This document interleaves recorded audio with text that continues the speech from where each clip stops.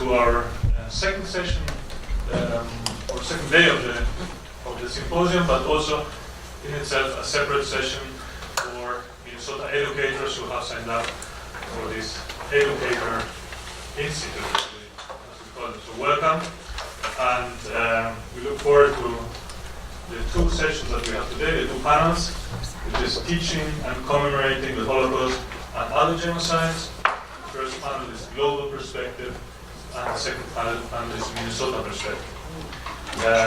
So without further ado, I will pass the microphone on to our chairs, Michael Soto and Joe Eggers, who are graduate students here at the University of Minnesota, and well, actually already finished graduate students, but ex-graduate.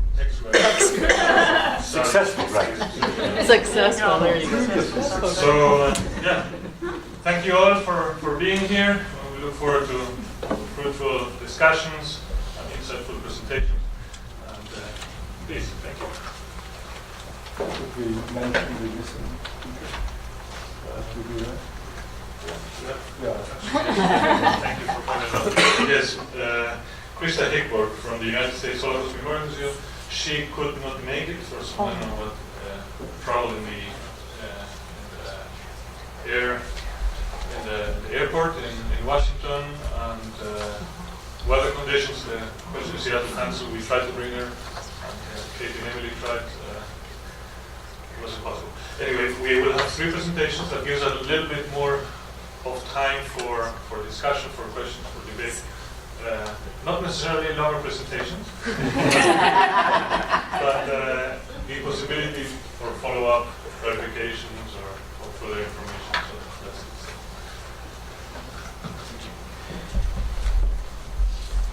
First presenter this morning will be Educator. She's a visiting professor for Israel Studies at the University of Virginia. She studied political transformation at the Holocaust Memorial in Berlin between 2005 and 2006. Her book, Mediation of the Holocaust Memorial, is based on that research and was published in the summer of 2013. Her past research project was financed by the German-Israeli Foundation in 2004 to 2016 and is titled Domesticating Cosmopolitanism, a comparative study of the historical home museums in Germany and Israel.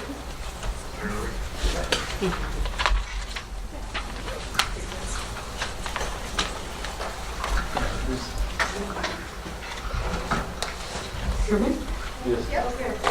Well, first, thank you, Joachim and Hanno, for the kind invitation, for the excellent days here for the symposium. I'm very happy to be here, and I'm happy to be part of the museum's discussion.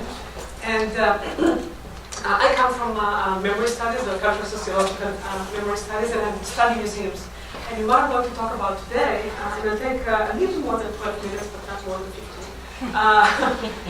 is I'm actually going to ask two questions that are connected to memory politics in Germany. One is how do we look at Jews when we look at Holocaust memory sites? And then I actually looked, and that would be this exhibition title that you see, how do we look at Jews in Holocaust exhibitions that are not dedicated to the Holocaust? And I found convergence. And this has to do with how we think about education, human rights, and post-genocidal education in Germany and elsewhere, and also to the politics of inclusion and exclusion of minorities. So that's the frame. Okay, so in this presentation, I discuss the symbolic space in which Holocaust memory in contemporary Germany is performed and interpreted, which I term national memory atmosphere. It is within this space that the enactment of social positions for Jews and other minorities is enabled. I will demonstrate this, as I said, in two examples: the 10 years anniversary of the memorial dedication, the Holocaust memorial dedication in 2015, and media thereafter. I also look at media.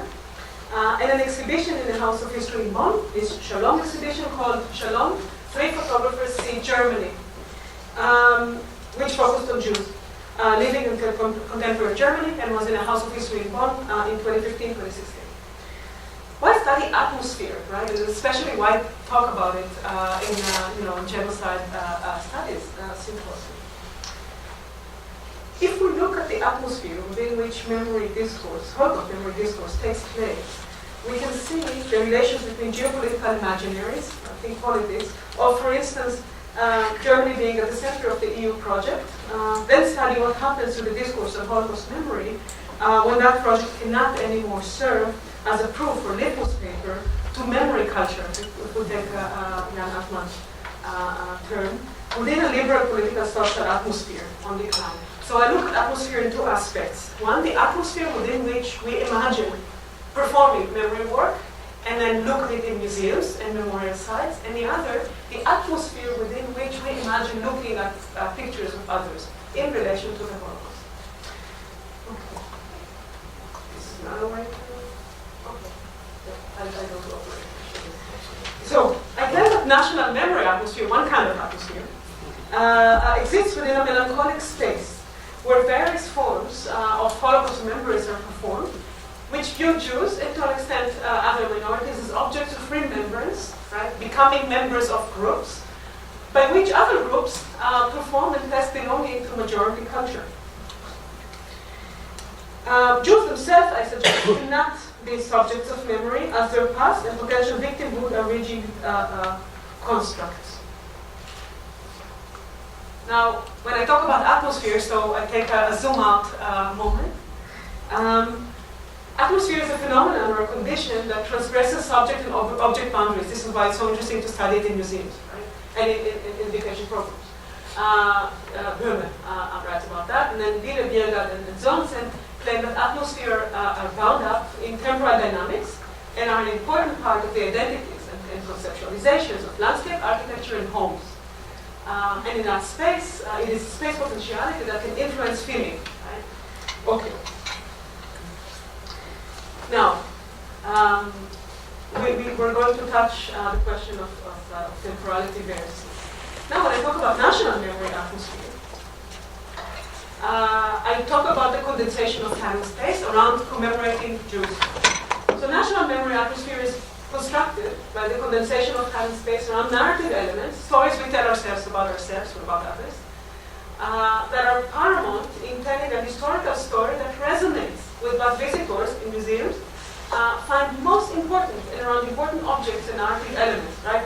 How do we tell about the Holocaust or about Jews? And these things are related in exhibitions. In our case, Holocaust memory stands in relation to memorial sites. So both when you look at the media, German media, and when you look at museums enacting Jews in Germany, you find Jews where you find Holocaust memory. And that's an interesting combination, right? Also when you talk about anti-Semitism. So those tags kind of bring up those issues. So Holocaust memory stands in relation to memorial sites where the Holocaust did or didn't take place, right? I look at the Holocaust Memorial, which is an invented site, right? And they say, oh, the Holocaust didn't happen here, happened there, right? This is important in thinking about this time of memory and the time of who we remember here now.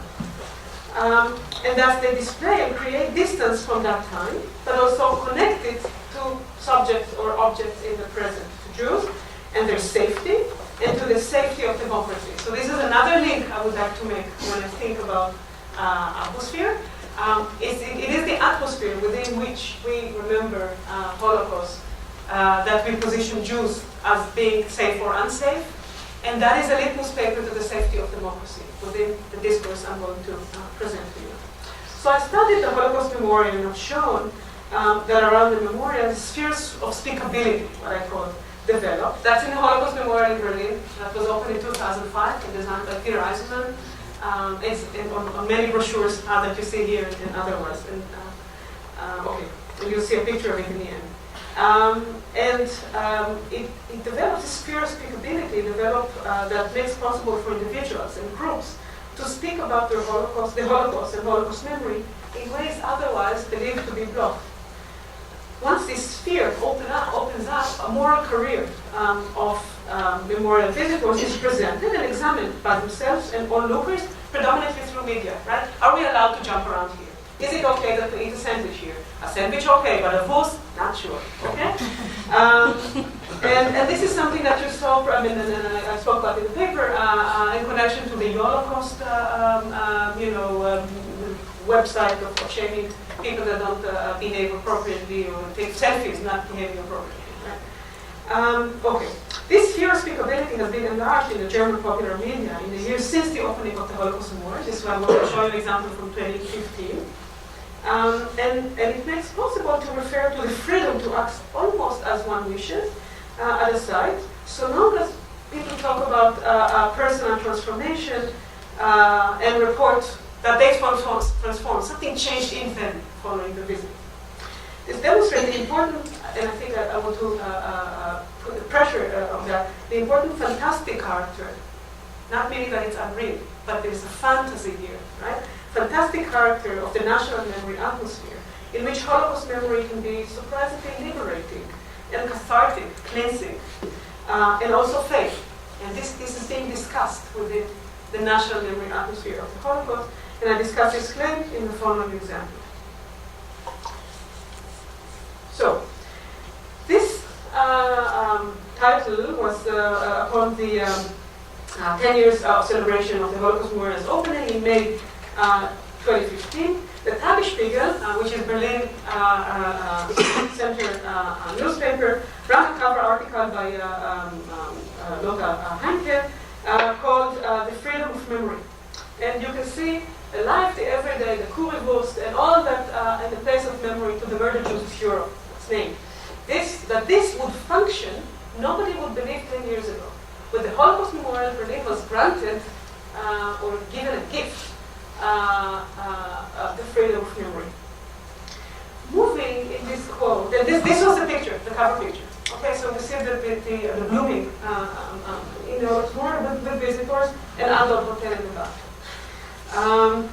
Moving from the visible through the invisible to the unspeakable can illustrate the categories at work here. Anti-Semitism culminates in the Holocaust and merits the status of taboo, which is something we spoke about yesterday. It is precisely this status that enables discussion of it without changes to everyday experience, which forms its authority. It enables a discourse on liberation from taboo. This is another thing we discussed yesterday in relation to discourse on genocide. The author here reflects in plural on the mechanics of this assemblage. And this is why I talk about atmosphere. It works, it functions, okay? Which stands at the center of their impression. It is something that determines the power to define, interpret, and participate in German memory work today. That was the cover article, right? And there were many that day. The author then reflects on the atmosphere with which citizens, visitors, we, right, there is a we here, could make sense of this complex of practices, knowledge, and the shared meaning, which culminate in what the Tagesspiegel calls the gift of the freedom of memory. National memory atmosphere should thus be studied as the interaction of agents, things, practices, historical knowledge, and its representation in various sites. No. Yeah, okay.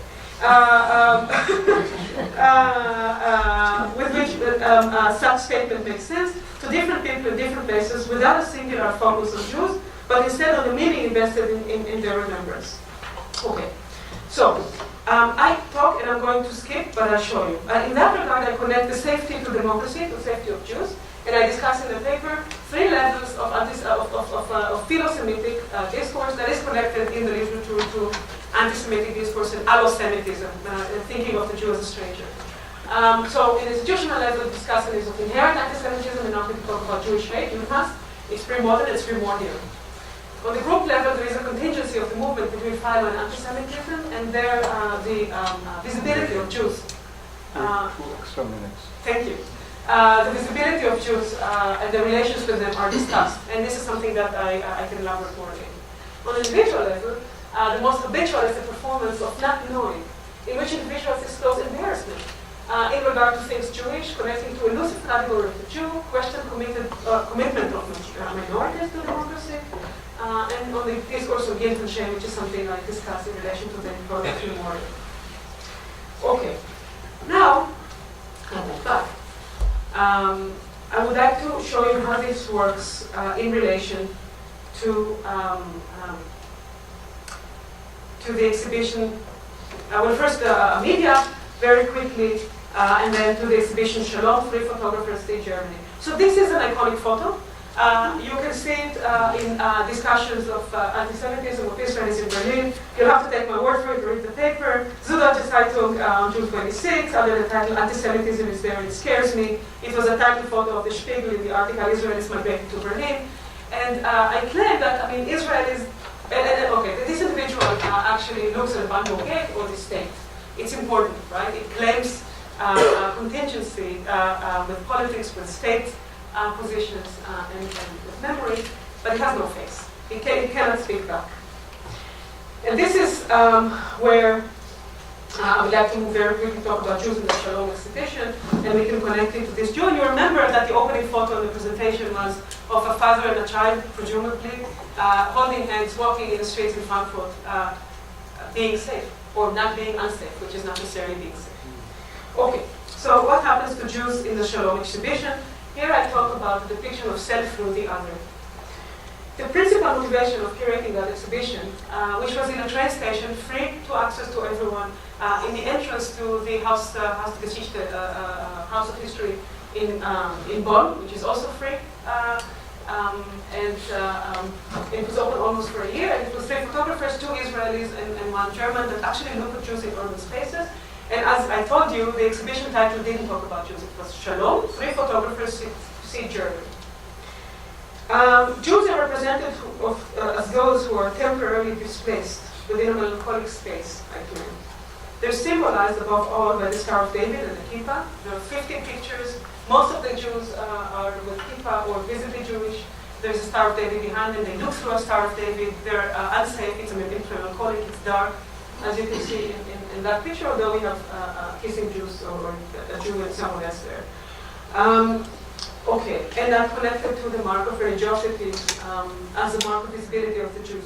I'm happy to talk about that later. What I do in the analysis of the Shalom exhibition is that I want to talk about the depiction of self through the other. And I suggest that the exhibition creates directed viewing. That is, the recruitment of an imagined, idealized viewer, museum visitor who has prior knowledge about Jews and the Holocaust and what it feels like to look at Holocaust pictures. And they migrate this feeling of melancholy and the question of are Jews safe? I mean, they become unsafe by asking these questions into looking at Jews today. The agency of the directed viewing is that double. First, the extension of memory experience is carried by images one expects to see in a Holocaust-related exhibition. And I interviewed visitors to the exhibition, and they kept saying, yeah, it's all normal. Jews are not unsafe. So they look at this, and they're part of a normalizing labor in which we look at Jews and we see unsafe Jews, then safe Jews, then the safety to democracy. Okay. The only image in which Jews are not marked as Jews involves the possibility of sexual relations with them.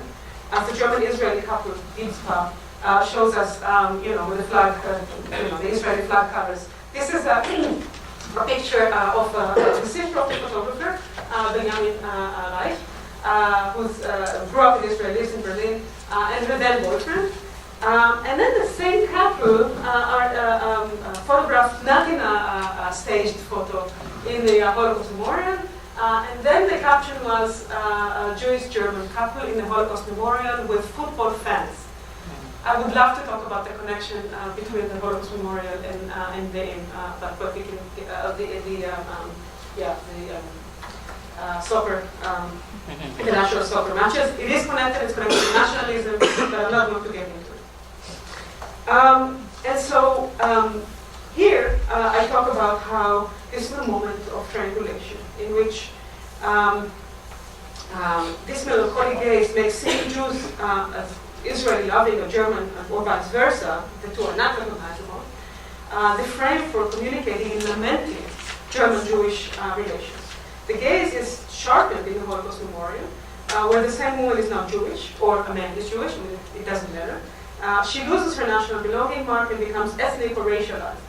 It doesn't matter who's the Jew, since they represent the possibility of a relationship that is revered, that still seems strange within a public discourse. Okay, I'd like to conclude. These reflections on how Jews are portrayed in the Shalom exhibition, focusing as it unavoidably would, given the context of the exhibition on the Holocaust Memorial, among other sites, returns us to the opening consideration of the German national memory atmosphere.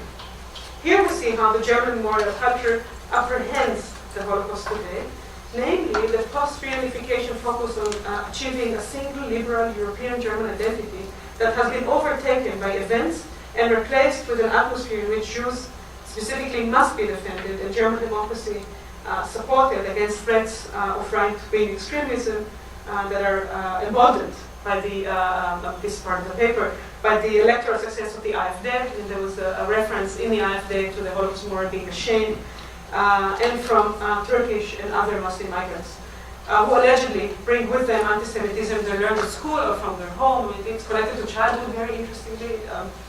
This atmosphere we've seen leaves little room for Jewish subjects or other minorities to be understood as active, potentially controversial and diverse, intersectional participants in this memory work, which should be diverse too, and is diverse otherwise. The implication is that we, like the photographers for the Shalom exhibition, and like media commentators on the memorial during and after the 10 years anniversary, look at Germany precisely because and only insofar as we're looking at Jews. Specifically, we observe Jews who are not yet unsafe, but face imminent threats from those who would make Germany no longer a normal democratic nation. Thank you.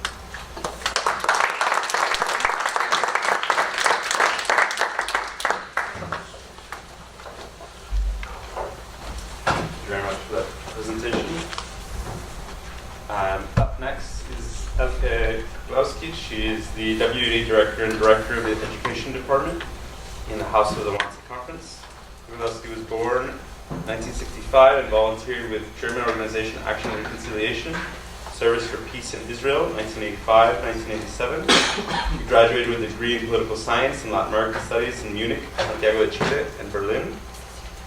Between 1989 to 1991, she worked as a freelance collaborator at the Memorial of Bashar, and from 1992 to 1995 as a freelance collaborator at the Memorial and Educational Site House of the Wannsee Conference.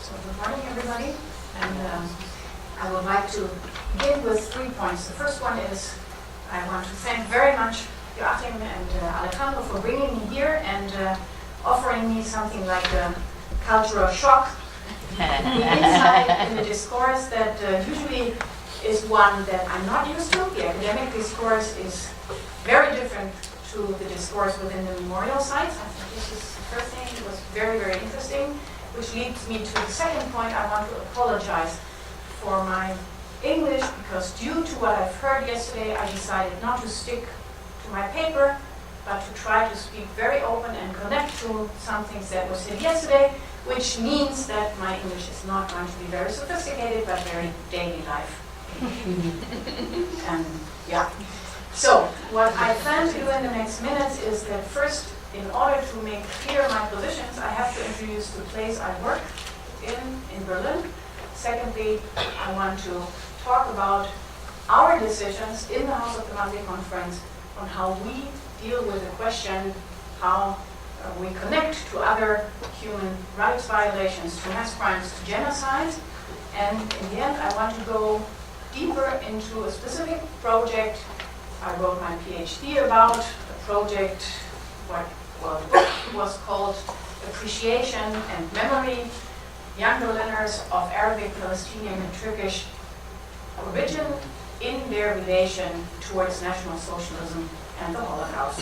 And this very concrete project gives me the chance to go deeper into the question, what are our conclusions in the field?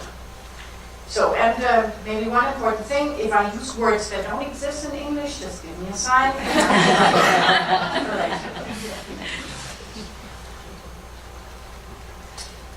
This is the House of the Wannsee Conference, and in difference to the place Irit talked about before, this is a historical site. The memorial for the murdered Jews in Europe in Berlin is not a historical site, and it makes a big difference. because as I said, it makes a big difference on how you speak about certain topics and how you can speak about certain topics, because the reactions to what you say are very different. And I think they're very different for good reasons. Because in a place like this, and I know that I'm introducing now a moral category, and I don't want to be moral, but I think still it's a de facto morality connected to these places. You also have a responsibility besides the responsibility for your visitors, besides the responsibility for the survivors who gave us a legacy, us who are working in these places, but we also have a responsibility for the history. That means we have to be very neat with the history, we have to be honest with history, and so on. So this makes a difference. This house is known because on the 20th of January 1942, 15 high-ranking representatives of the Nazi state in a 90-minute discussion, meeting discussed how they could, in a more efficient way and in a more cleaner way, this sounds very cynical, I know, but that was exactly the point, kill 11 million Jews all over Europe. That was the statistics. You can see there that Eichmann prepared for the meeting. Reinhard Heydrich, the second person on top, on the left side, who invited to this meeting as a representative from the Reich, main security office of the Reich. He invited, he wanted to make it clear that he and the SS was taking the dominating role in this plan. And what is also important to this place is that none of the participants had any doubts. Nobody was against what was presented. The opposite happened. Everybody who said something had further ideas on how the whole process could be more efficient. And since there is a high discrepancy today between the media attention, this year the House celebrated the existence of 25 years of the memorial site and at the same time 75 years of the conference, and it was amazing to us how high the media attention was, and at the same time there is still little knowledge about the historical fact. Means that in the public view, this house is until today the house where a decision was taken, which is wrong. The decision wasn't taken during the Wannsee conference, and maybe I'll go back. This is why the participants were not, people from the first row. If you look at this picture here, you can see that Hitler wasn't there, people like Göring, like Goebbels weren't there. We're talking about deputy secretaries who are involved in the organization. And by the time of the Wannsee conference, already 500,000 people had been murdered, and all the elements that were part of systematic mass murder also existed. Now, what is special about the place, as a last point, is that the participants were not surprised by what Reinhard Heydrich told them, because they were already involved in the sense of persecution of German and European Jews. But after the war, all claimed, all those who survived, claimed that they had known what was the plan in its big dimension. And so this plays a difference to most memorial sites in Germany. Began with a very specific concept, which was the concept to say, we will offer every group of professionals the opportunity to come to the house of the Wannsee Conference and work on the question, what did my profession do during National Socialism? Which is very different, because usually when you speak about education, children and young people are the victims. They have to be educated for the future, but people in general forget that they have an environment and that it makes sense to work with both groups. So here, the focus was the opposite, adults. And so we began working with the groups of professionals like members of the German army, police units, people from the health sector, and so on. But by today we're also working with gardeners, we're working with hairdressers, and no matter which profession you take, there will always be a connection to this topic, because the ideology and the involucrar, in English, please? Involvement of every group with all groups of professionals was part of the system. So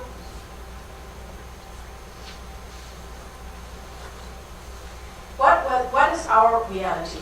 As I said, on first place, it's the reality of having this ambiguity of big media attention. On the other side, very little knowledge. And on the second point, and I think, and this is really important to me also due to the discussions we had yesterday and the day before yesterday, I think that the House of the Wannsee Conference is a place, a memorial site, more challenging than other memorial sites due to the fact that the victim group here were Jews. It makes a difference. If you go to a concentration camp, it's not so difficult for people to accept that communists were persecuted, that gypsies were, so-called gypsies, Inti and Roma were persecuted, that homosexuals were persecuted.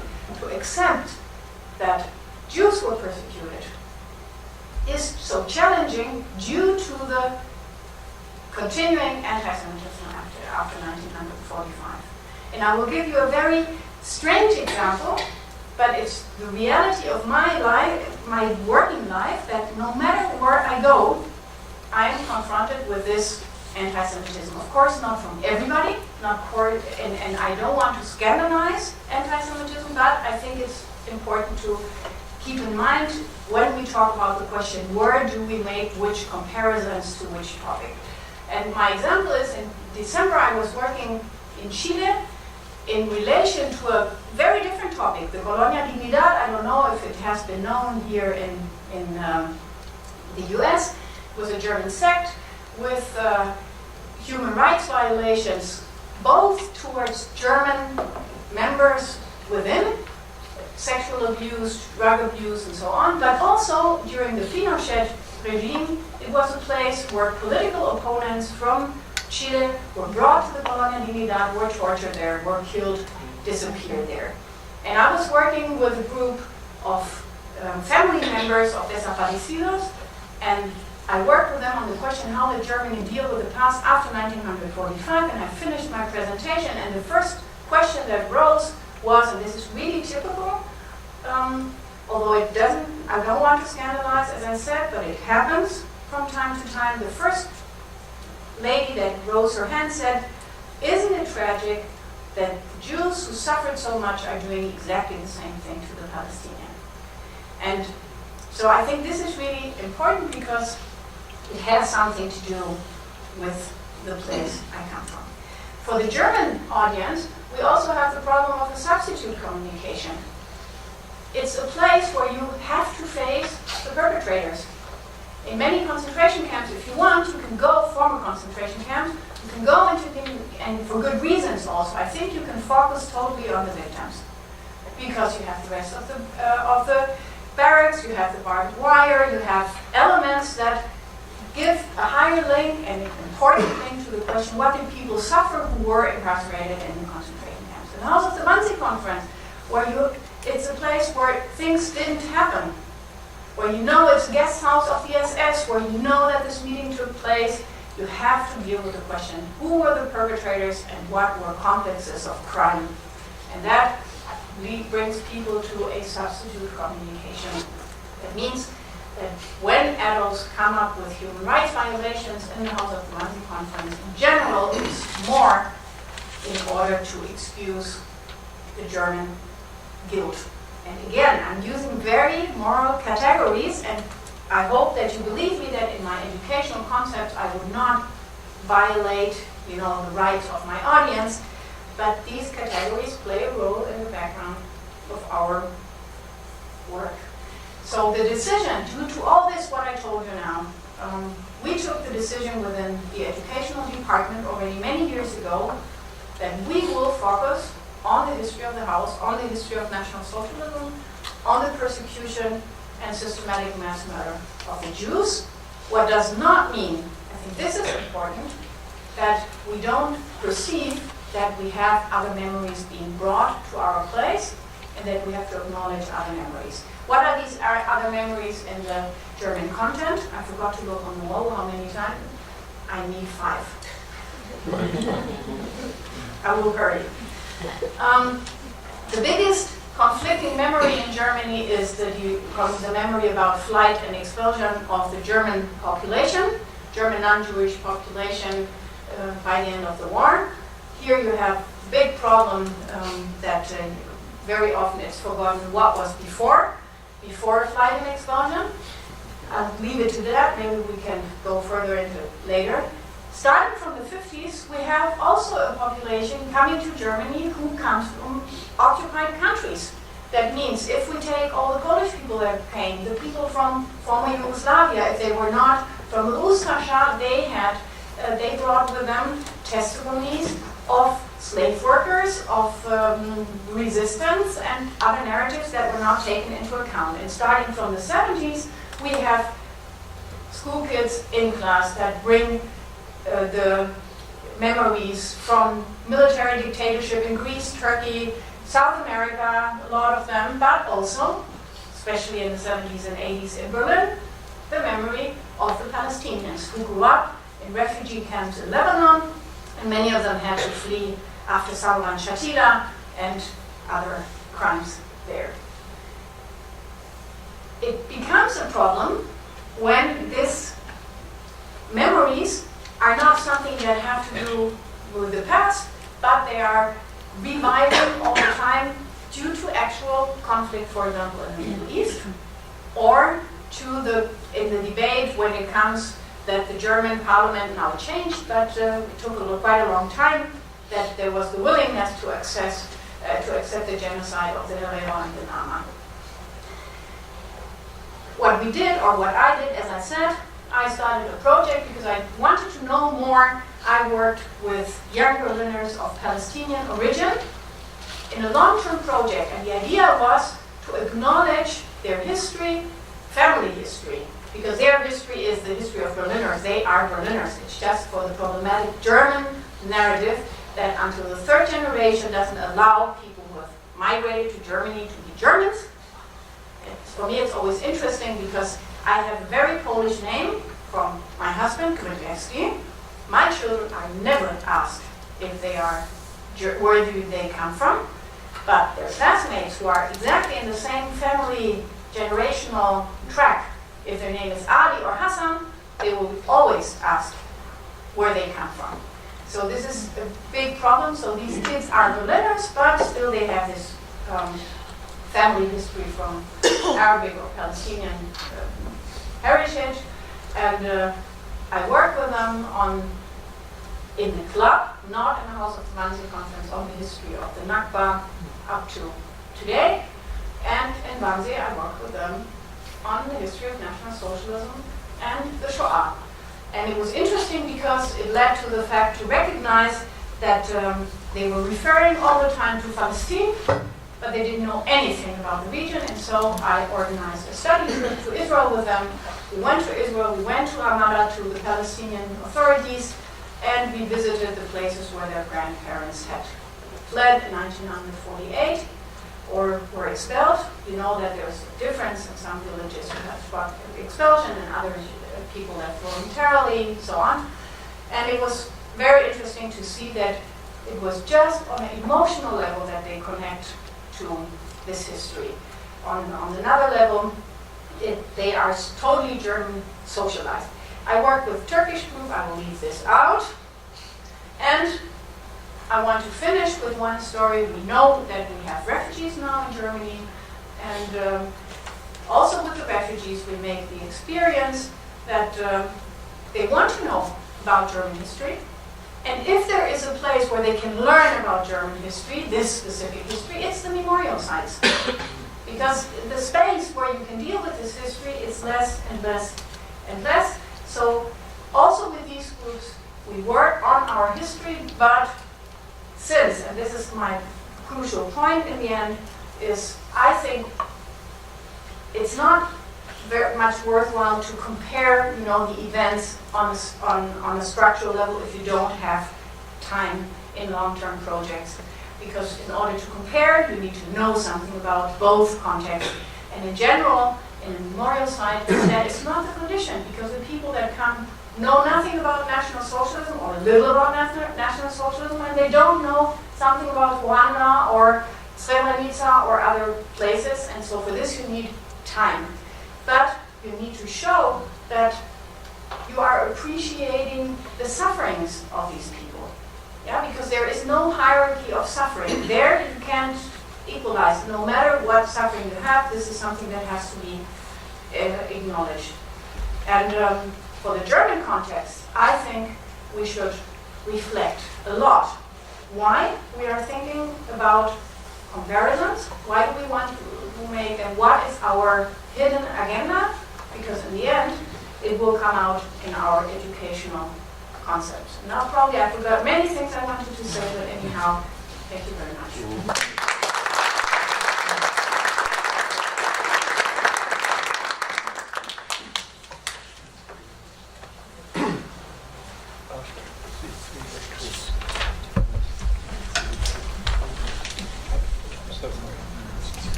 Our last speaker today is Adam Muller.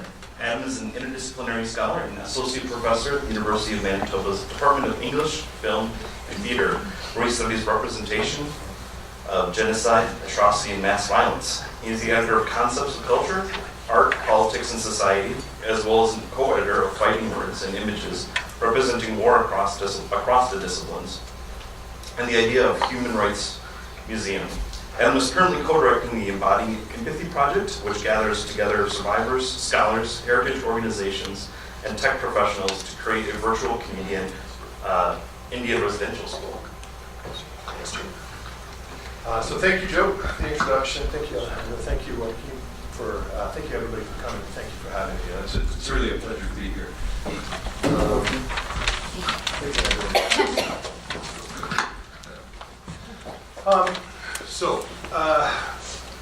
The writing that I posted, that I submitted, and that was posted to the website is somewhere between a half and 2/3 of a chapter of a book that will be coming out later this year. It's being edited by Dirk Moses and Avril Alba, and that's connected to the Sydney Museum. It's a survivor-led museum, the Sydney Holocaust Museum's renovation. It's being redone to add a wing that will include reference to human rights. And of course, the connection between human rights and the Holocaust is one that Dirk and Avril are trying to explore, and they've invited a number of us to explore this with them. In the process of that exploration, I drew on my experience working with the Canadian Museum for Human Rights, which opened a couple of years ago in Winnipeg, which is where I live and work. And in order to make sense of human rights, the Holocaust, and the museum, I ended up having to sort of rethink the museum. And so the piece that I submitted, which is a part of this chapter, is really the kind of conceptual substructure to the remarks I want to make today, which is specifically concerned with the actual modalities of representing the Holocaust that we find in the Museum for Human Rights. But underneath that lies an idea about the museum that is, if I do say so myself, relatively original. It draws on something called assemblage theory, which was developed in the early 1980s by the French philosophers Gilles Deleuze and Guattari, whose name has just escaped me. His first name has just escaped me. But Felix, thank you. I did know. It sort of went underground through the early 2000s. We didn't hear much about it, but it's since been revivified, partly because it's been reclaimed in geography studies in terms of thinking about space. Specifically, the ideas of territoriality and deterritorialization are really sort of interesting in terms of thinking about how space works. And then, additionally, there's been a kind of realist turn in assemblage thinking, meaning that rather than assemblage remaining a very abstract concept, operating in a very abstract way, through the work of the Mexican-American artist and philosopher Manuel de Landa, assemblage theory has been brought back to ground. He's somebody who's working out of a Marxist tradition into assemblage theory in a way that makes it, I think, both more accessible and more useful because it's fundamentally less abstract. So that's all worked out in the chapter segment that I posted. And I want to explain briefly why that's important, okay? And then look specifically at how the Canadian Museum for Human Rights represents the Holocaust. So I think by reading the Canadian Museum for Human Rights, CMHR, as an assemblage, it becomes possible to understand the operations of the Holocaust in the museum in a way that doesn't presume either what the Holocaust is or what human rights are or what the museum is. That's because assemblage theorists conceive of things like meaning and function as ceaselessly emergent. In other words, there's no kind of a priori status to the meaning of the Holocaust. It's something that only ever arises out of interactions that take place in specific contexts, and of course that makes the meaning of the Holocaust highly variable and diachronic, right? It changes over time. What is an assemblage? Okay, so this is very much a thumbnail sketch of a fairly rich conceptual structure. But I think essentially you need to think of an assemblage as a jumble. Okay, a complex network of relations of varying intensities. So at the end of the day, and I have a graphic that will help with this a little bit, but there's a network of relations of varying intensities, not structures, but relations. Okay, not defined by essential traits. So these relations don't have any kind of essence or rigidity to them, but rather by the morphogenetic processes that give rise to it. So it's rather, these relations are entered into, and it's through the course of their entering into that a museum occurs, or the Holocaust can be understood, right? Like that's what happens. And so the CMHR, in my view, is one such jumble. This has been noted by a number of critics, by the way. The jumbled character of the museum has been noted by a number of critics, particularly insofar as its representation of the Holocaust is concerned, but also insofar as it fails in a lot of ways to specify what it takes human rights to be, right? The museum has been faulted because it actually is a museum about human rights and never says what human rights are, right? It says other people think human rights are these many things, but it never itself states out a position on what human rights are. So what we get in the museum is a jumble. And this has been read as a failure by many critics of the museum, people who've been sort of confounded by the fact that you can go there and not get taught specifically what said human rights or the Holocaust are. I want to argue, though, that instead of looking at this as a kind of failure, I think it's actually more the case that the CMHR wants us to know that it understands itself to be an assemblage. So, in other words, right, through curatorial strategies and other practices and conventions, the CMHR acknowledges both its implication in the assemblages comprising it. And I want to claim also that the Holocaust is an assemblage, human rights is an assemblage, right? So it acknowledges somehow that it's implicated in those other assemblages, and also that it contributes to securing the identities of those assemblages, right? So it's once a part of those assemblages and helps to give those assemblages some particular position because of the network of relations that it enters into with it. Okay.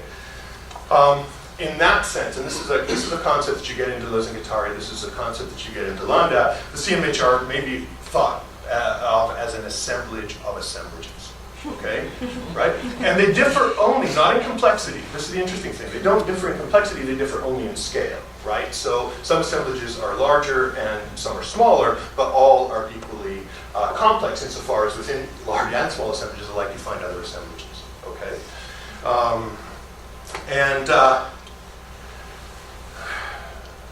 One of the most important assemblages implicated in the CMHR is the Holocaust. Okay? It matters a great deal for reasons I'll explain in a moment. And I think it's partly in virtue of its evolving relationship to the Holocaust that the CMHR has come to be defined, and its identity as a token of a particular museum type, right? The Ideas Museum, so it's generically an Ideas Museum, it's a particular version of the Ideas Museum. I think its identity as the Canadian Museum for Human Rights is solidified in its relationship to the, or accreted in some way in its relationship to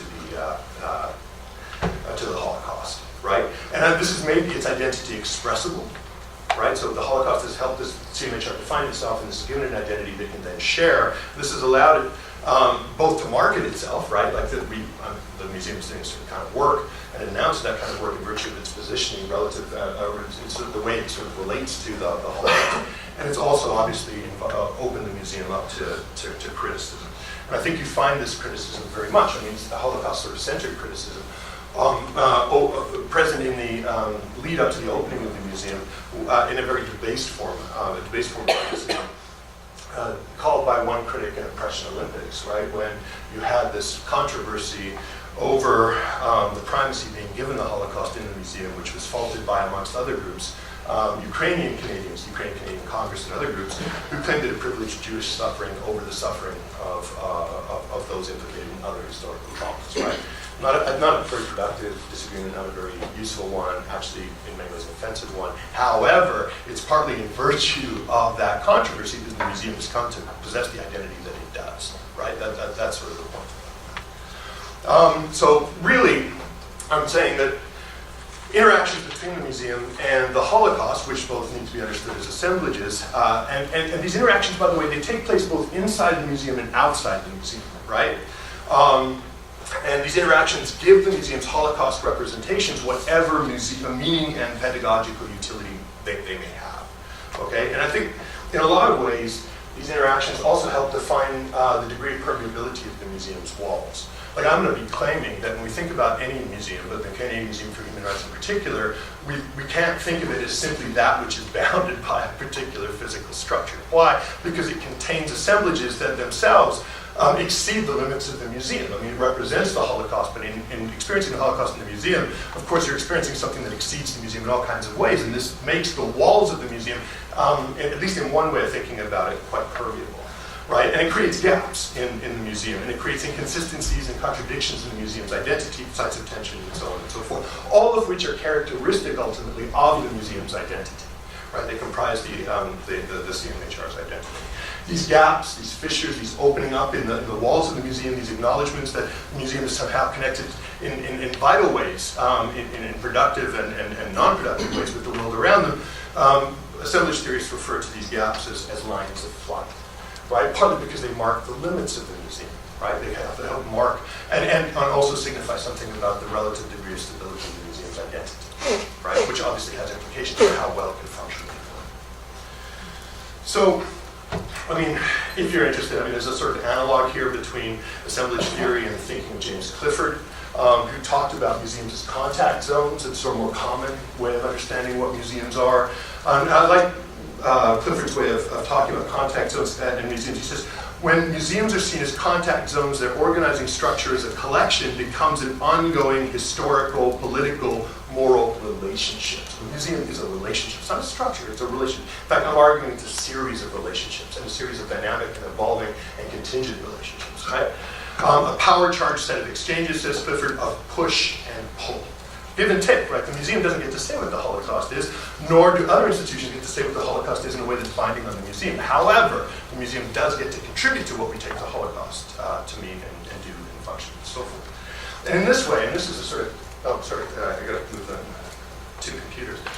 So I was trying to come up with a visual analog for thinking about this. If you think about the large planet as human rights, and actually I think it's debatable which is of the Earth or the large planet, which is human rights and which is the Holocaust, right? Like, I think that may be interesting. But as other objects, A or B and so forth, are understood in the museum, you can see how their trajectories, like how these structures in the museum, the Holocaust, human rights, they exert a kind of gravitational force on the meaning of the other objects in the museum, right? They bend the meanings of those other objects. They attract, in virtue of their size, their scale, right? They attract other atrocities, other instances of human rights success or failure. They attract them into their orbit, right? Depending on, again, the scale and size of them. So this is a kind of clumsy image, but that's the point I'm getting at. That whatever the Holocaust is, it's bigger than the museum, but in the museum, the size of the Holocaust determines what we take the other exhibits to be, right? So the interactions between relevant assemblages serve to territorialize the Holocaust, right? Give it a boundary, give it a shape, give it a substance, a specificity. That's the process of territorialization. So it serves to territorialize the Holocaust as well as the CMHR. So in territorializing the Holocaust, the CMHR becomes itself, right? Providing both with identity and meaning through the demarcation of social, physical, and conceptual space. Now, how does this demarcation take place? Well, according to Manuel Delanda, it takes place through coding. The Holocaust gets coded in the museum. Human rights get coded in the museum. And Delanda says the coding defines coding as the role played by special expressive elements in fixing the identity of a whole, right? So it's through the expressions of some kind of meaning in the museum that the Holocaust and human rights both start to assume the form they do. Now remember, that form is not decisive, it's not conclusive, it's not final, partly because what the Holocaust is, what human rights is not finally up to the museum by itself to determine, right? It's implicated in a wider network of discourses and institutions that serve to perpetuate discourses about these things. So expressive components, what are we talking about? We're talking about text panels. We're talking about objects. We're talking, in the CMHR's case, as an ideas museum, tech, what kinds of tech, how the tech is configured, what sorts of interactions it promotes, okay? These are the expressive components. And the one I want to focus on most here is the one I began in the first slide, which is the what are human rights timeline. And essentially, I'm just going to offer in the remainder of my remarks a kind of reading of this timeline, which is actually the first real thing you experience in the museum. When you come in, it's a gift shop, a restaurant, a kiosk to get into the museum, then you walk up these ramps into a space that leads into the indigenous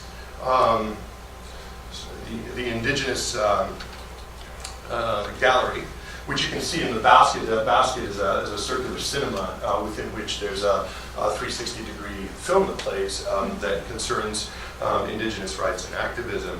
But that's after this, right? That's after the What Are Human Rights timeline. And I'll just give you some closer looks at it. I'm sorry, these are taken on my iPhone, so they're not like as clear as they might be. But there's a couple points I want to take away from this, and I'll sort of leave it here so you can look at this when I conclude this about the timeline. I think the timeline, as an expressive element that's coding both the Holocaust and human rights in the museum, right? What does it tell us? It tells us that the museum conception of human rights history is discontinuous and segmented, okay? It tells us that this history has no single point of origin, either temporally or culturally. So you don't get like a simple narrative of human rights emerging somewhere, progressing through a series of historical moments and ending up somewhere else, right? It's not that kind of thing. If you look at, okay, so there's the Holocaust at the bottom on this one. If you look at the preceding slide, you'll see that there's actually dating content, like date unknown, right? Like, we don't know when human rights start. We don't know when thinking about human rights start. And I think, importantly also, human rights history, according to the museum, is something that's comprised of moments of triumph as well as tragedy, right? It's not a triumphalist narrative. And I think this is important in light of something that Susie Linfield said in Cruel Radiance, right? Where she says human rights can really only be properly understood in their negation, right? It's hard to show. Like, what can I show you that's going to show somebody whose rights are respected? Somebody well-fed and smiling? Well, I mean, that's not enough, right? We don't know, but I can show you somebody whose rights are being violated, and that is not that hard to do. So that's something that Linfield talks about. I think additionally, the timeline tells us that although genocides have impinged and helped to constitute human rights history, the Genocide Convention doesn't count as one of the major moments in that history. The Genocide Convention isn't there, okay? And so it's just not part of that history. Although there's a whole exhibit on Lemkin and other things that sort of talk about the convention. At this moment, as you walk in, the museum is fracturing history, fracturing human rights history, locating the Holocaust as one sort of subsidiary region in that history, and not acknowledging the Genocide Convention at all. And so the Holocaust, according to this timeline, is but one of many human rights tragedies informing our human rights consciousness. Okay. So, most importantly for me, I think, about this timeline is that it represents the CMHR's admission that both it and the Holocaust are assemblages, right? There's a structure, there's a kind of arrangement, a relationship that the museum is insisting on by placing the Holocaust as one segment alongside other segments, not necessarily coherently aligned. And as an assemblage, the Holocaust is something that the museum says its meaning is not, and historical significance is not dependent on some inner essence or some teleology, right? In a sense, there is no there. There's only a there contingently there, right? Partly because the Holocaust per se doesn't come into being until after 1945, right? I mean, the events that we call the Holocaust were obviously prior to 1945, but the Holocaust as a thing, as a concept, as an entity, really only emerges in the wake of the genocide, and then arguments about it have shaped what we take that genocide to be, right? So I think in a lot of ways, the museum acknowledges the operations, structures, and forces, intensities, and potentialities of the Holocaust, and said that they are located both within and without of the genocide's immediate spatiotemporal frame. Right? So whatever the Holocaust is, it has to be about more than 33 to 45. Yeah. And I think in this way, the museum adopts a kind of explicitly anti-intentionalist account of the Holocaust. Now, just give me 2 seconds to make this point. I'll go through some other slides quite quickly. I realize it's a thicker presentation than maybe this time frame as well, but so I think one of the first operations that the museum undertakes with respect to the Holocaust, and in understanding it as an assemblage, is to assign it a relative scale. How does it do that? It assigns the Holocaust a space in the museum that's one of the permanent galleries in the museum. It's the only single tragedy that's assigned space on that scale. This is the museum acknowledging the significance of the Holocaust. Okay?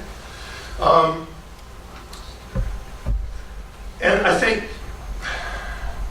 the other thing that it does, partly in virtue of assigning the, actually I'm going to back up a little bit, partly by virtue of assigning, if you like, the Holocaust a room on its own, and not just a room on its own, but you find the Holocaust in smaller segments throughout the museum. Something about the seriousness and scale of the museum, its gravitational force, if you like, is being acknowledged by the museum also. But the curators are sort of concerned, I think, that the Holocaust not overwhelm the other exhibitions in the museum. So I think a lot of the rest of the way the Holocaust is exhibited in the museum is about constraining, displacing, regulating, and somehow managing the Holocaust's force, limiting its gravitational pull, right? How does it do this? Well, I think one of the most important ways that it does this is that it re-implots the Holocaust in a non-traditional way. It conceives of and represents the Holocaust in the museum in essentially socio-legal terms. Not as an exercise in violence, but as an abuse, as an example of an abuse of state power, right? So what we see when you get to the Holocaust Gallery has a theater in the middle of it, right? It's sort of kind of semi-permeable theater. You get in it. First thing you see when you get there is a film on Canada and anti-Semitism. And if you're going to the Holocaust Museum, if you're going to the Human Rights Museum and you're expecting to find a sort of key dates in the Holocaust, some kind of historical timeline, trajectory, consideration of camps, the camp space, talk about the Einsatz. If you expect that, you're not going to get it. What you're going to get is a very weird version of the Holocaust that has, again, attracted criticism, but I think that we should read it more generously, as the attempt by the Holocaust to qualify or the attempt by the CMHR to qualify the Holocaust as force. Yeah? So you find this exhibition, this film, that doesn't really explain the Holocaust at all, but really talks about anti-Semitism in Canada, and it's at the heart of the gallery. Right? It lies at the heart of the gallery. If you look at the panels, what do you see? I mean, you see abuse of state power, you see state control of daily life, right? You don't see the stuff you would expect to see in a standard representation of the Holocaust, all of which is designed to sort of facilitate new modes of relationship between the Holocaust and other instances of human rights tragedy and trauma, right? In fact, I think this is a really great example of the way in which the museum sort of takes the standard images of the Holocaust, the piles of bodies, right, like the kind of the human waste of the Holocaust, and marginalizes it. In fact, there are very few images of dead people in the Holocaust gallery. And in this case, you can kind of see a circle with a kind of yellow circle, but those are the images of corpses. Everything else is an image in some way of living people either being misused or surviving, right, which has much more significance for a discussion of our kind of education in human rights. And then lastly, and this is something that I'm continuing to work on in a kind of different way, I think the museum is anxious to talk about the way in which the Holocaust is not being engineered, or what matters in the Holocaust is not a function of what the architects of doom decided to do, insisted upon, but rather what human rights violations accompany the actions of Browning's ordinary, right? like lower level kinds of perpetrators. And so the museum includes, this is the last thing I'm saying, last thing I'm showing you, the museum includes this extraordinary, I love this photograph, it's such a challenging photograph, by Carl Friedrich Hooker, which you may know his album, right, of photographs. He was the adjutant to the last, to Richard Bayer, last adjutant, or the last commandant to Auschwitz, And he was an amateur photographer. And it includes this photograph, right? And I've become fascinated with Zelle, which you may or may not know was a kind of rest station about 20k away from Auschwitz, where the staff of the camp would go to decompress and unwind.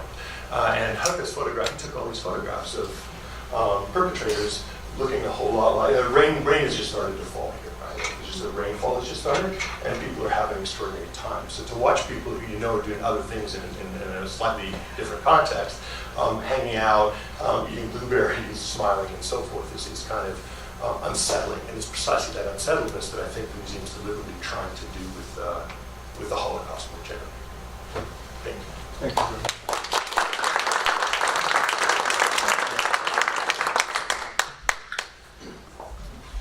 I'm Jochen Sabersberg, whom Alejandro referred to a moment ago. We are the co-organizers, and not only are we great organizers, we are also daring. And we thought, because many educators and teachers are among us this morning, that we want to make this a little more interactive, not just have a listening crowd. So we decided, with the permission of the session chairs, that we take 5 to 10 minutes in which each table processes that which we have heard, and maybe each table formulate at least one question that you will bring to the floor for our panelists to answer. And our chairs also have formulated 3 questions. So yes, why don't you distribute those, please? Thank you, Jennifer. So you can write the question that you agree on onto this piece of paper, but you can also articulate that question yourself. So each table, please take 5 to 10 minutes to discuss, and what questions came to your mind, and formulate one to present. If your table is too small, please just join another table and enjoy this conversation. I have a question for Just to add to maybe if you can, since we'll start. Just a brief answer to the question before that we have here. What is the purpose? How does the museum, the Canadian Museum, define its purpose and mission? Is there like a sentence that So yes, actually, I mean, they have a mission statement. And so they explicitly define their mission as to teach and educate about human rights and prevent future human rights violations. I'm paraphrasing, but it's basically that. That's what they want to do. Now, here's the thing. Them stating it doesn't mean that's what they're doing. Exactly. In fact, what they're doing is a function both of what they want to do and then all of these other kinds of systems that they're, and forces that they're embedded in. So they're constrained by the Museums Act, the Canadian Museums Act, for example. Which also, by the way, limits the power of government to intervene in curatorial decisions. So that affects how the museum is capable of representing itself. But then too, right, like the curators who are making, say, a Holocaust representation in the museum are coming, not inventing a Holocaust to put in there, they're actually drawing on work that exists outside of the museum, synthesizing it, aestheticizing it, negotiating with Ralph Applebaum Associates, who are designing it in that Spielbergian way. And then that somehow reemerges in a museum that actually limits what can be said and how it can be said because of the nature of its interior volumes, which are in turn a function of its location in a particular place and a certain kind of architectural design. So when you talk about the purpose of the museum, this is really about the default meaning of an exhibit. Yeah, I mean, curators obviously intend stuff, but their intentions aren't decisive in settling the meaning of the thing because that thing is embedded in a particular context, viewed at particular times, subjected to all kinds of explicit and implicit constraint. And the net effect of that, and it's a dynamic effect, so we can go to T1 and it's going to look, the meaning's going to look like one thing. T2, just as the Holocaust looks like one thing in 1950, it looks like, well, it doesn't look like anything in 1950 because it isn't on the table in that way in 1950, right? But the genocide, the massacre, whatever it is, looks like something in 1950, something in 1960, something in 1977, and then so on, right? And the Holocaust looks different in the wake of the Intifada, right? And I mean, the Intifada looks different in the wake of the Holocaust. Like these things are not, these are constantly interacting, constantly shifting, and when we talk about absolute determinate meaning, we're participating in a game of reification that actually blinds us to the deep contingency and, at some level, moral narcissism at work in our judgments about what any particular museum representation or Holocaust representation means. So if, as Hall says, every coding is a decoding, every decoding is another kind of coding, if I remember my Hall right, it's been some time since I looked at that.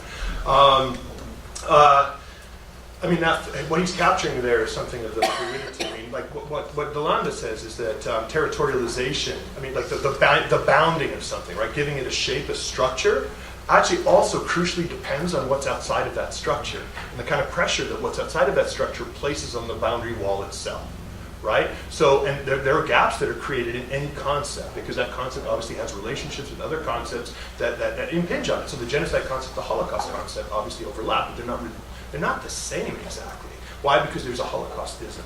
There's a way of talking and thinking about the Holocaust that doesn't always track the way we talk and think about genocide, right? They sometimes are preoccupied with different concerns. So even as we territorialize and they claim and bound something by stipulating it is a certain way, we're also engaged in like a human body, right? Even as we grow, we also decay. Right? Like we're constantly in that process of coding and decoding.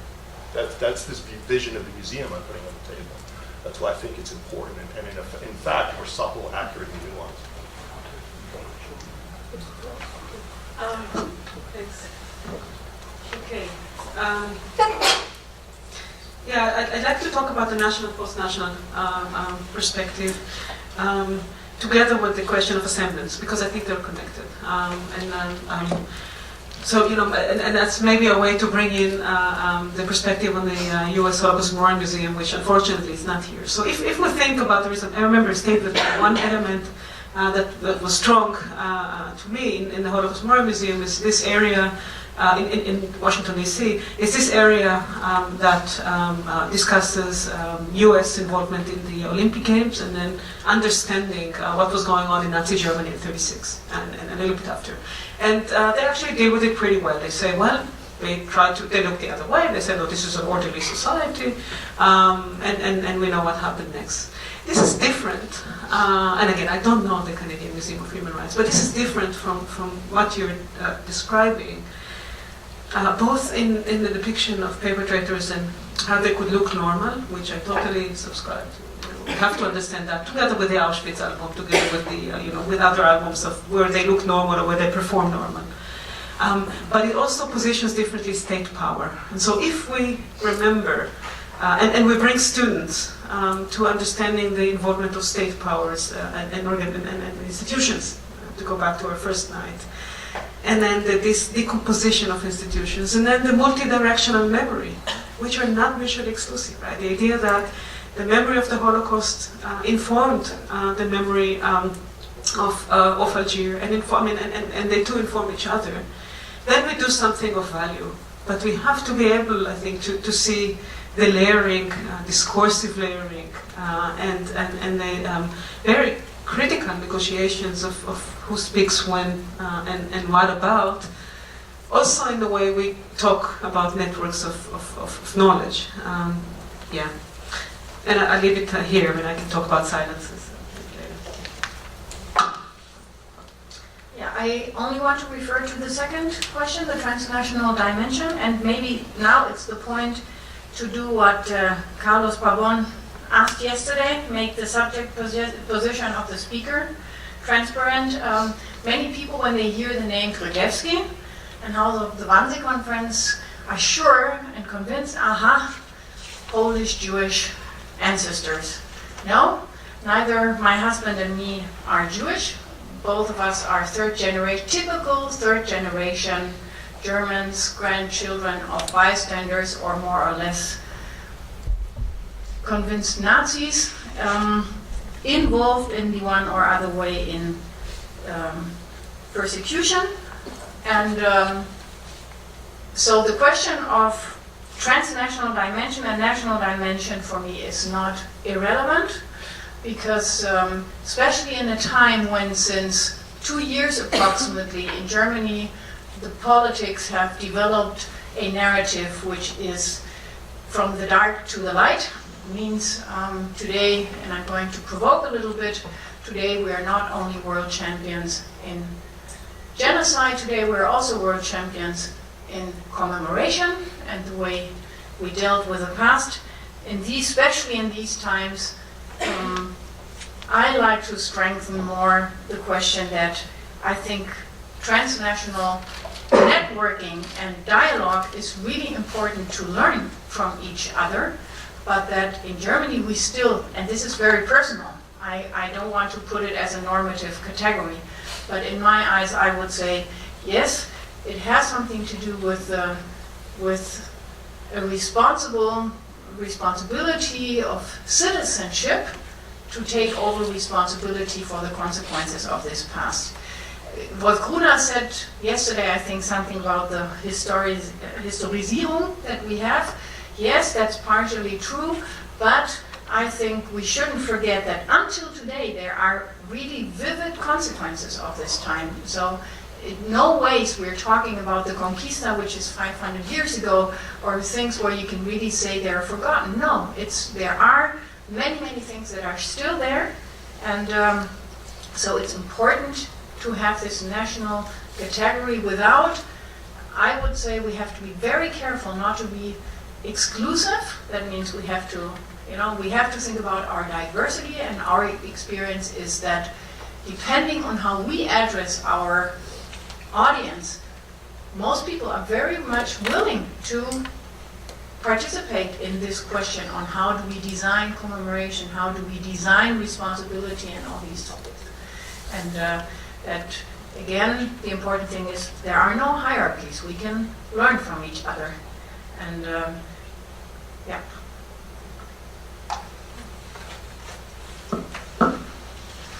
Okay.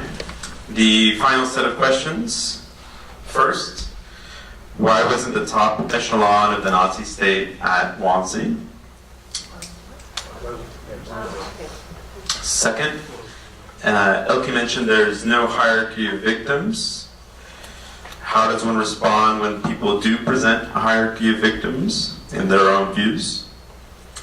And third, what are the pedagogical requirements of the use of empathy with either victims or perpetrators in a range of learning contexts, from more controlled, such as the classroom, to more anarchic, as the internet or a subway station?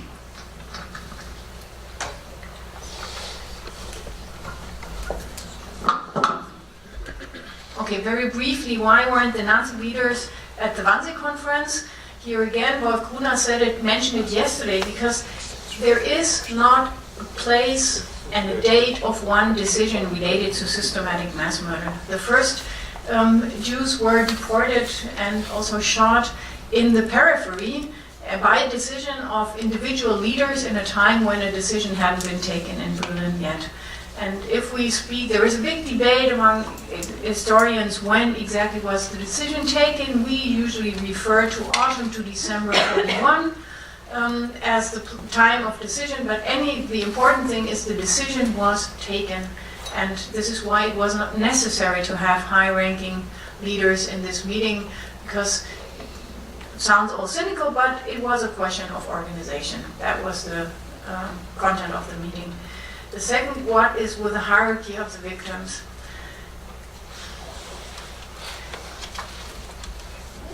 I think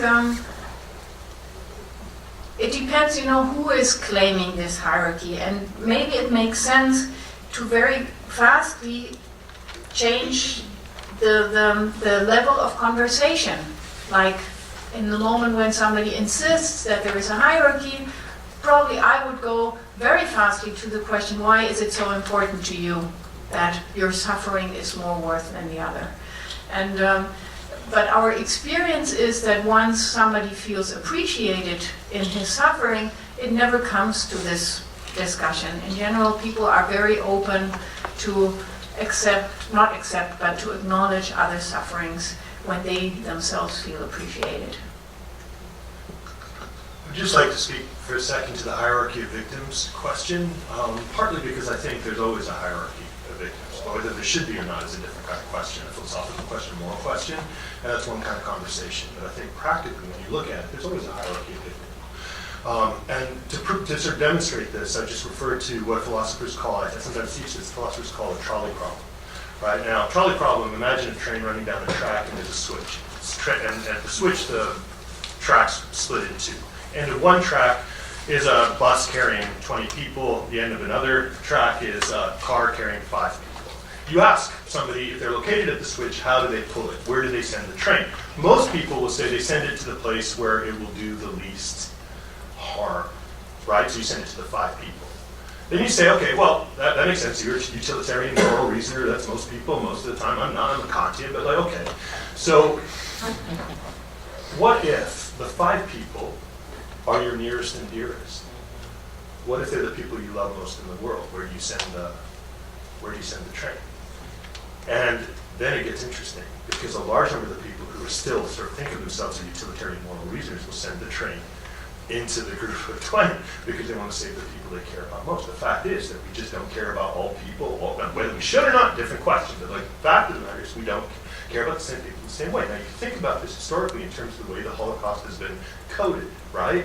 That coding has always sort of been undertaken with respect to certain supervening interests, right? By certain people institutionally empowered with a particular relationship to the traumatic past. And this has inflected their sense of who counts as a victim of the Holocaust. One thing we haven't addressed here, and we talk about comparisons, who's included in the label of Holocaust? Who are the victims of the Holocaust? Are you including Roma? Are you including the disabled, right? Are you including the political prisoners of Dachau in 1934, right? Who are the victims? And I think the answer to that question varies wildly. It varies depending on how you're situated, but it always speaks for a hierarchization of population in some way. I asked Irit if I can add one thing, because what I said, it was related to the point I put in my presentation, that I think there is no hierarchy of suffering, which is a different of a hierarchy of victims, because there I would go along. And in my eyes, it comes to a problem when we again, and very often we again come to political questions, because the question who is being accepted as a victim is a political one.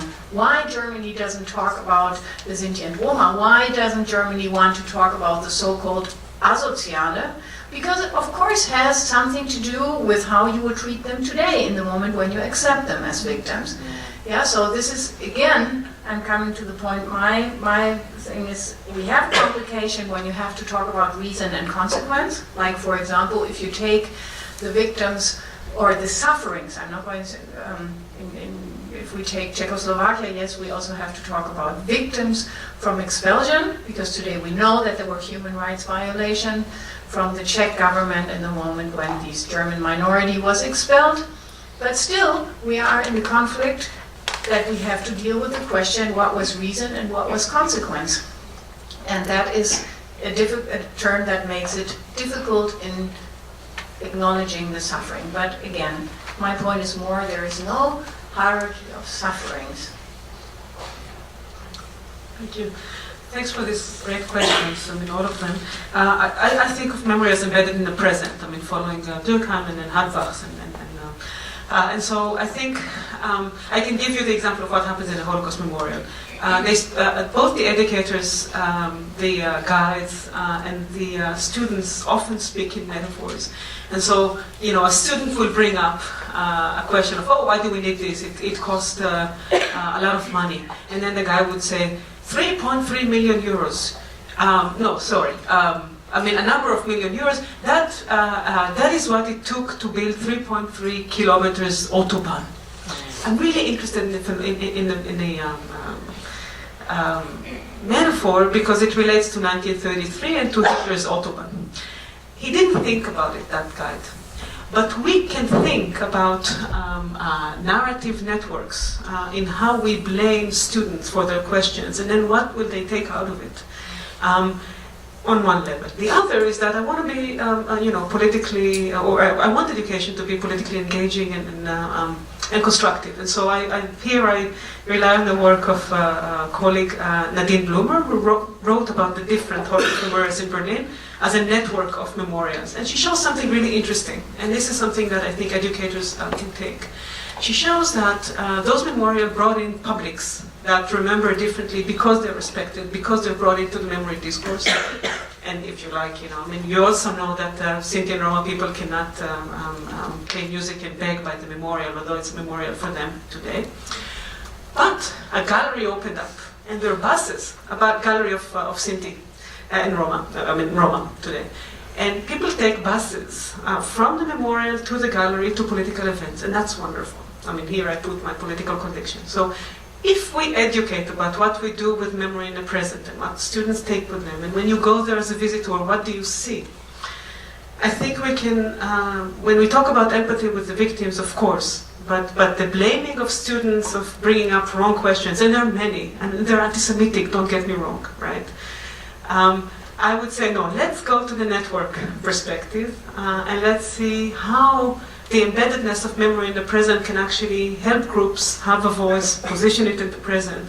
And then when this is excluded, talk with the educators and say, oh, what are you actually doing now?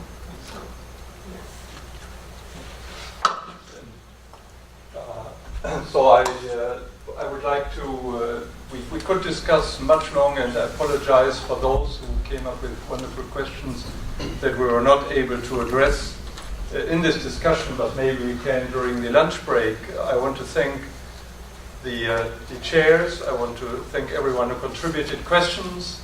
I want to thank the panelists particularly, of course also in Alejandro's name. And there is a lunch set up, so please help yourselves to a lunch over there and bring it to your table. Enjoy it and have good conversations, and we will resume with the next panel on education at noon, so in 50 minutes. Thank you all very much.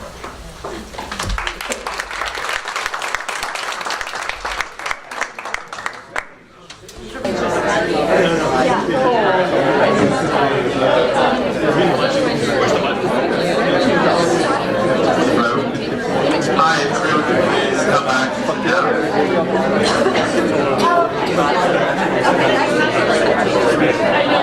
We're about to start again, so.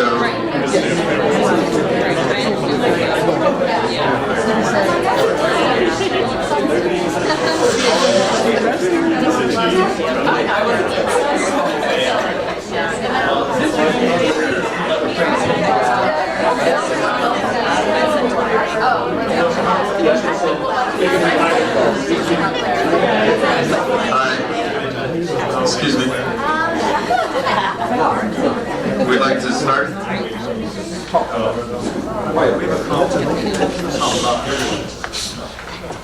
All right, so we collected questions from the separate tables, and we're grouped them in sets of 3. And read the 3 questions, and then the presenters can respond. So the first one was in the context of museums and classrooms. How do we determine if the work instruction has been successful? The second question was regarding the agendas of comparison.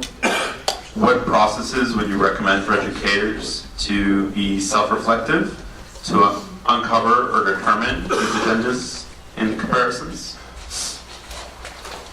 And the last question of this set is regarding purpose. So WAMSI has a direct purpose. The Canadian seems to have less of a direct purpose.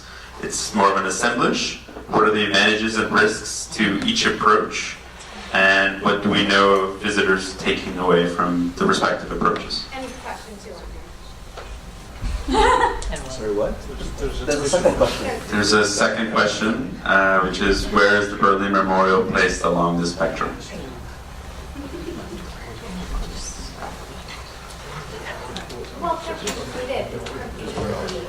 So I can speak. I can speak. Yeah, works. I speak to.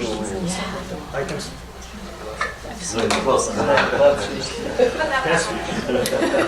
I can speak very briefly to the issue of how to determine success. Partly because I think there are different ways to determine success. But one of the ways I'm invested in at the moment involves Holocaust Memorial Museum of Survivor Related in Melbourne, Australia, where I'm working with 2 colleagues and a variety of schools to determine what happens to schools, to the efficacy of Holocaust survivor testimonies. Essentially, they've, in the museum, they've developed these things called story pods. What we're doing is equipping groups of students with camera headsets and looking at what they look at, how long they look at it, trying to sort of track and map their movement through the museum, how much time they spend with testimony, and then we have a series of outcome surveys that we will be asking them to respond to immediately after their museum visit and then several weeks after their museum visit, and correlating that data to determine how sticky their experience has been. So that's just one particular way of going about doing it. I'm curious to know, and I'm not a museologist, so I'm kind of curious to know if the people with more direct experience of this have a different sense of how to do it.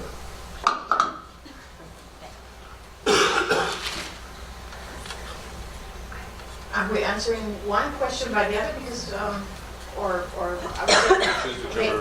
I'm very happy because I forgot some things I wanted to say, but now these questions give me the opportunity to add them.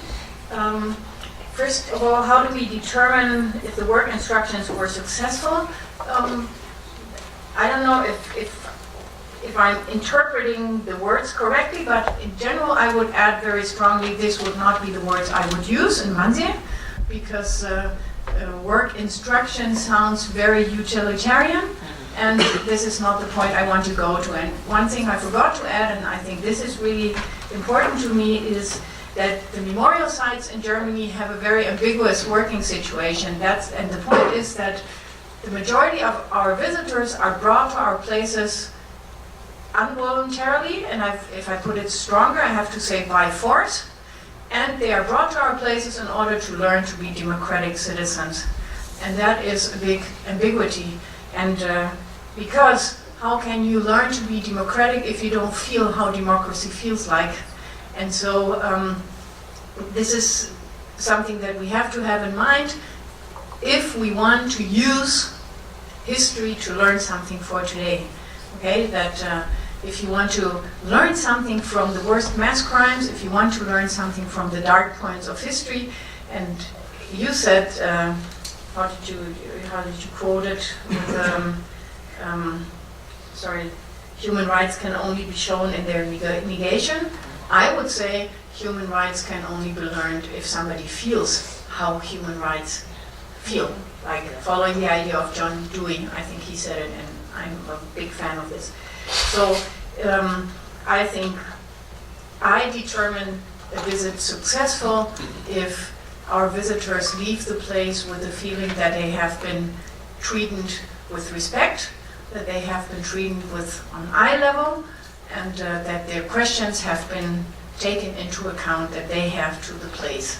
Which does not mean, don't misunderstand me, that everything is allowed to be said. If I have right-wing visitors, then acknowledgement means also to give them a clear frame and clear limit. Yeah, so it's not everything is allowed. Second point, self-reflection. What do I recommend? In Germany, the memorial sites, not the House of the Wannsee Conference, but memorial sites in former concentration camps, developed a model called, now I need Irit and Alejandra and Joachim for translation, verunsichernde Orte. Places that generate insecurity, Yeah. uncertainty. Places, yeah. And it's very interesting because, and I will try to look on the internet and offer you the internet site, because what they developed are exercises that people working in these places and teachers teaching about this history can use for self-reflection. What is my motivation? What is my hidden agenda? What am I doing? And they have exercises for all sorts of questions that, in their eyes, and I would sign this, educators should have in mind before they teach about these topics. What do we want visitors to take with them? Many things I mentioned before, and you might think it's funny when I say I see it as a big compliment when visitors leave Wannsee and say two things. First one is very often they say, I thought it would be more boring. And I think it's really a compliment for us. And the second thing is people were nice to me. And I think it's a very good comment. And on the other side, it shows how bad is maybe not the wrong word, not the correct word, many people are treated in their daily life. And it's the duty of the memorial site to behave different. Thank you. Thanks for the questions, and I'm really happy to talk to educators. My position when I did the research in the Holocaust Memorial was this anthropologist that were not sure what to do with, or sociologist doing ethnography. They called me the anthropologist from Israel. And I was doing my PhD at the New School, but I come from Israel. And so my 3 academic legs also made it hard for them to then work with the publications I have about the site. And this should be very clear. On the other hand, I really respect their work. But of course, this is not mutually exclusive. And so I'll answer your questions both from the position of what they would say, but also in a critical outlook on that. The Holocaust Memorial,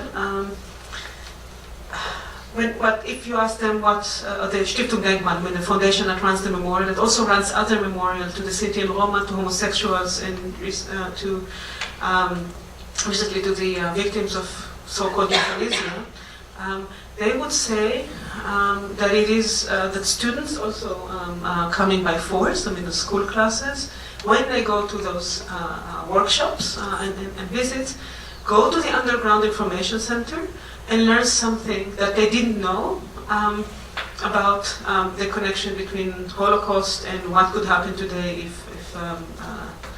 if democracy isn't wrong. I very much connect to what Elke says because often when I came just before the group to start my ethnographic pursuit, I would hear or I would see in a note about the group that's coming, oh, these are with migration background, so they know nothing about the Holocaust. Or I would be told, oh, you're Israeli, you don't need to be here, just go shop. Or I heard that for Israeli groups. Right? So there is the positioning of the migrant, and 3 generations doesn't stop us from being migrants. And segregation, because those schools are segregated. This is why they're treated not nice. And so, as Elke says, you can't teach democracy with a stick, right? But we also acknowledge at the same time that it is taught with a stick when you have segregated schools, and it's much worse in other places in Europe. And so how democracy looks like, it's not enough, and you say that, to treat them nice, but to actually say, well, what is your experience as a citizen? And how is this connected to the experience of exclusion that you just learned about? This is not the work of the Holocaust Memorial. They say that they will not talk about human rights violations in the present, that this is not their role. They talk from the victim's perspective, and they mix victimhood, there's no perpetrator perspective there. It's in other memorials. Okay, so the self-reflection, people are self-reflective, and they're excellent educators and excellent historians that work there. And they do important work because it's a place that more people come to, also accidentally. But they would self-reflect, and again, my research there, I came back in 2011, so it's already, we have some distance in time. But it would go as far as thinking about other forms of human rights violations in the past. So, now, what students take with them? Yeah. They have questionnaires that an external body of educators give to students, so we actually know quite a lot. And at best, I would say, and this is something I very much agree with, with the educators in the memorial. At best is when you have like a workshop, let's say art workshop, and they engage with the memorial, and then through seeing how Jews used to live before the Holocaust, a teacher would say, oh, my family has this family photo by a car. So through class, a teacher would say, oh, those Jews had vacations. We also have vacations. I can understand something about dismantled families. So it's embedded in the past. It's a mode of identification, and through that, some kind of knowledge comes out. And I did look at it critically. But this is something that they engage with. Thank you. I would like to add something, because in my eyes there is a big misunderstanding about this connecting to nowadays life. It's what we're doing in the moment when I start talking about things that I think my audience is interested in about nowadays, then I'm just interpreting something based on my assumption. But I think it's more a question of methods, that because, I mean, every one of us is carrying along with him or her daily life. That means the question that our audience puts to us in relation to history is full of the own questions from daily life. So I think it's more something to rethink of methods on how to give space, that when I talk about perpetrators and the spaces of crime, that I give the space that my audience, no matter if young or adults, can raise the questions that they have from their nowadays perspective. That is the big difference, and it's not like on the base of my assumption saying, okay, this group might be interested in Guantanamo whatsoever. This is what teachers very often did in the time of Guantanamo. And in my eyes, it very often leads to wrong comparisons. This morning when I put on CNN because I wanted to watch the news, the first thing I had to hear is that the rockets on Syria were explained because gas attacks were Auschwitz, and that's the limit. And I thought, okay, this is a nice comparison, but it leads to nothing, because 20 years ago, Saddam Hussein used gas attacks against the Kurds, and nobody said it's Auschwitz. So also the question, when I use the term Auschwitz as a comparison, is a political decision.